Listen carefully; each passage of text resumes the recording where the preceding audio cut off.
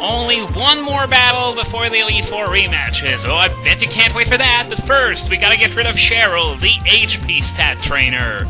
So, expect some Star Wars in perspective. Maybe. Depends on how well I can pierce her defenses. And up first, we got Wobbuffet with lipstick. Yeah, I don't know why they thought that was a good idea either. Maybe comic relief or whatever, but here we go. Gonna try. Oh wow, mirror coat against the full physical attacker. Not the best decision, but hopefully I can kill it in one hit because no, that's right, Giratina can't die to a counter because it's immune to it. Well, that takes care of that. And it's super effective, and Wobbuffet is dead. Well, I would have sort of I would have loved it. I would have loved for counter to actually do nothing, which is probably why I did Mirror Coat in the first place. But anyway, next is Drifblim, so I'm gonna try and knock it down with a Stab Thunderbolt, which is great, super. Another freaking Protect Freak. Okay, at least I'm gonna hit it this time. Yeah, I don't think there's anything better on my team to take down a Drifblim. Maybe Giratina Shadow Force, but then I expose myself to opposing Shadow Balls, and that's not good. That's not good at all. Drifblim goes down to Zapdos, and we're faced with Wailord, the biggest Pokemon, but oddly enough, not the heaviest. Yeah, I wonder how that works too. It doesn't even weigh half a ton. But, oh well, enough thinking about that, because we all know Cacnea weighs over 100 pounds, so yeah. There are a lot of inconsistencies, and obviously Wailord goes down with a Thunderbolt. I say obviously, but it shouldn't be that obvious, because goddamn, that thing has a lot of HP. Same thing for Hariyama. I'm gonna send out Cresselia to hopefully one-hit KO it, though. Maybe I could have tried using Drill Peck, but I'm more confident with Cresselia since, well, I honestly have no idea what kind of moves this Hariyama could have. Its move pool is surprisingly wide, so I'm not gonna take any chances. It's in the red, but at least the Hacks guarantees that, oh well, taking out Zapdos turned out to be a good idea, because Cresselia had to take a Stone Edge, and it takes these a lot better than Zapdos, it goes without saying. So yeah, full restore, but thankfully the Psychic Hacks came in, so I'm guaranteed to kill it in one shot now. Yeah, the Psychic Hacks was seriously downgraded from back in the first generation, back when it was a 30% chance of a one level drop to the only special stat there was. That means both special attack and special defense, but now it's only 10% chance of a special defense drop. Yeah, not the same thing at all.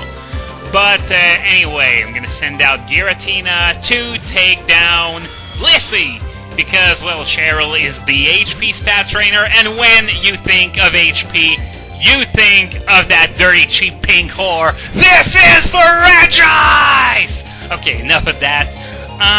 Is that going to be enough for a 2-hit KO? I'm not expecting a 1-hit KO here, because, goddamn, it has a ton of HP. Oh my god.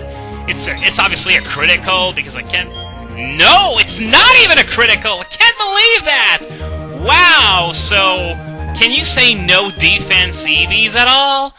Well, either way, we are now done with the battleground, which means there's only one thing left to do before this LP is finally over.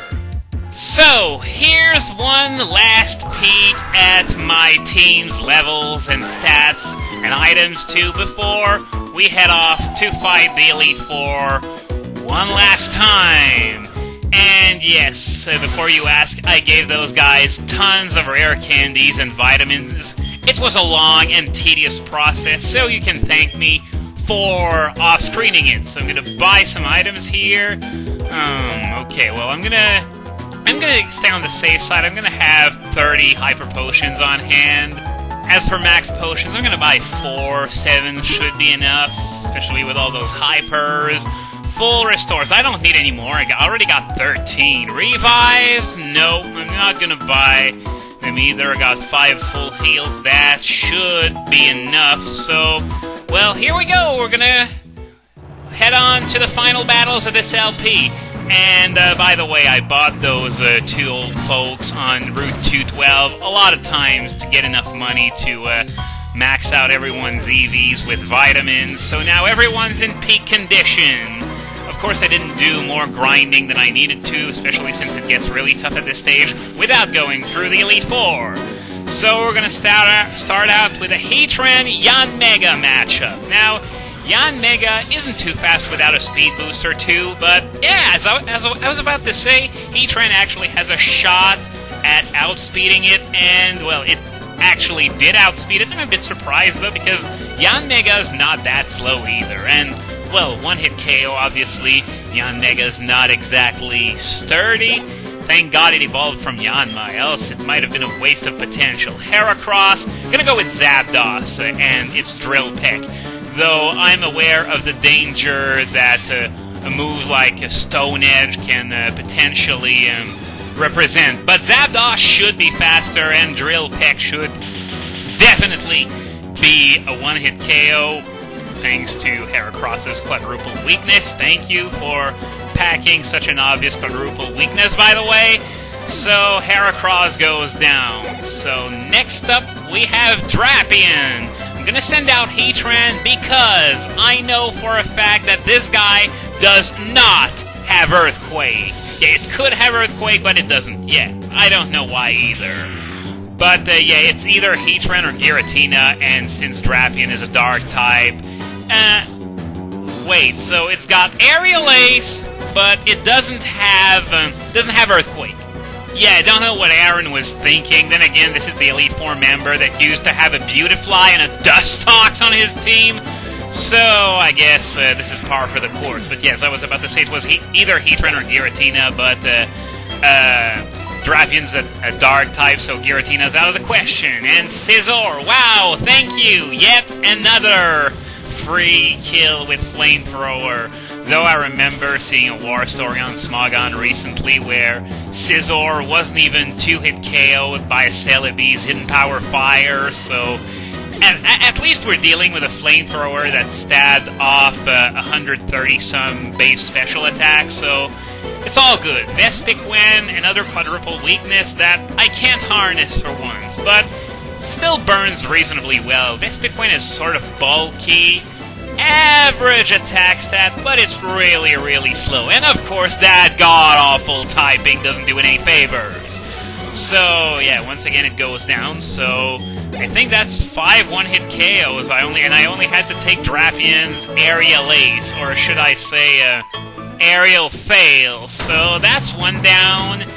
Unfortunately, he's by far the easiest. If only they could all be this easy, but sadly that is not the case, so I'm going to send out Palkia in the lead, because up next is Bertha, and her lead is a Whiscash, and I don't have a Torterra around anymore, so that grass weakness is off limits, so I'm going to do what I usually do when confronted with that kind of scenario, Spatial Rend! And by the way, you probably noticed that I turboed through the text. That is because we've already seen it on our first trip here, so that's not anything you need to read again. So let's give it a try. Let's see if Spatial Rend can tear that Whiscash to shreds. Hopefully it can, though. It is actually sort of bulky. It may not be quite as bulky as Swampert, but still pretty close. And speaking of still pretty close, this is pretty close to a one-hit KO. Unfortunately, pretty close is not close enough because of that. Yeah, another full restore, because we haven't seen enough of these already. Either way, I don't think Whiscash is going to be able to get another move in. I was about to say barring a Spatial Rend miss, since it only has 95 accuracy, but 95 accuracy is still a lot better than 70. You all know what I'm referring to. And, yeah, obviously Sir for the reliability edge that Spatial Rend may not offer at time. I didn't want to have to take another Earth Power just because I was greedy and decided to use Spatial Rend again. So Cresselia's gonna go out. Up next to deal with that pesky Gliscor. Quadruple weakness to ice. There are a lot of quadruple weaknesses in these last few videos. Thunderfang, okay, can do. Not too strong. 29 damage. No hacks, and there's double hacks on Thunderfang, by the way. There's 10% chance of paralysis, 10% chance of flinch. However, 65 power is a definite turn-off, and obviously, another quadruple weakness successfully nailed. For another kill, Hippowdon means I'm going to send Palkia back out. Thankfully, it doesn't benefit from the special defense boost rock types have under a sandstorm, so shouldn't be that hard. Hippowdon has, I'd say, questionable special defense, but a lot of HP. Nonetheless, I'm pretty sure Palkia is going to be able to kill it in one shot again, maybe? Yep, there we go. Good Hippo. The best Hippo is a dead one. That's what I always say. But she's still got two more Pokemon, and both of them are rock types from what I remember. Yeah, first one is going to be Golem, who has that special defense boost. Fortunately, not nearly as much HP and special defense as Hippowdon, and a quadruple weakness instead of a double one, so it's all in vain. You're gonna die. There we go. Next, or should I say last, is going to be Bertha's Rhyperior, which replaces her Quagsire from Diamond and Pearl, yeah? And this is another one that has a special defense boost, but once again, quadruple weakness, and it's got more HP, and I think equal special defense to that of Golem, but still, it's not going to be enough to save it, hopefully. Thank God. I would have been the most surprised man in the world if that Rhyperior survived, especially since I know for a fact that it doesn't have Focus Sash, so that's 2 down, 3 more to go. And next up is going to be Flint, who leads with his Houndoom. So Elite Change won't be necessary, especially since I can't exploit the Dark type's weaknesses. So Surf is pretty much my only option here. Either that or Giratina's Earthquake or Heatran's Earth Power, but why do that when you can get a Stab Surf off 150 special attack? So as I said, leads with Houndoom, and it's not exactly sturdy, so once again, it's probably going to go down rather easily. Man, those guys are chumps! I remember them being a lot tougher than that. Then again, it probably has to do with the fact that I have 3 Ubers and 3 other Legendaries on my team. Yeah, I just said it, Legendaries are really, really strong, but that's not going to stop me from using them. Next, Magmortar, who, well, to be honest, I've never really bothered studying Magmortar since it's not used that much. I know it has a damn good move pool, though, but the stats are somewhat of a letdown. So, Magmortar goes down again, and next up is Rapidash. Yeah, if I can kill a Magmortar in one hit, what makes you think I won't be able to kill a Rapidash? Well, it's faster for one thing, but not nearly fast enough to outspeed a level 74 Palkia, and especially not strong enough to deal any damage at all to it. I think it kind of sucks that his team is all fire types and so many mono fire types at that, especially since they were forced to include freaking Flareon. That thing's a joke. And I know there are people on this channel who don't agree, who think that Flareon is actually sort of good. Well, I'm just gonna ask them what the hell kind of game they're playing, because they're sure as hell not playing Pokemon. Anyway, Flareon obviously goes down, so another level up, and finally we got Infernape. No reason to switch at this point, since Palkia has been wrecking that team single-handedly. In fact, it almost did the same to Bertha's team as well, so Palkia's probably the MVP so far. And Fernape's not so sturdy, so it's gonna die, which will allow me to say, for one last time in this LP, his fire monkey's dead! Yep, I just had to give this joke some closure, even though it's most likely temporary.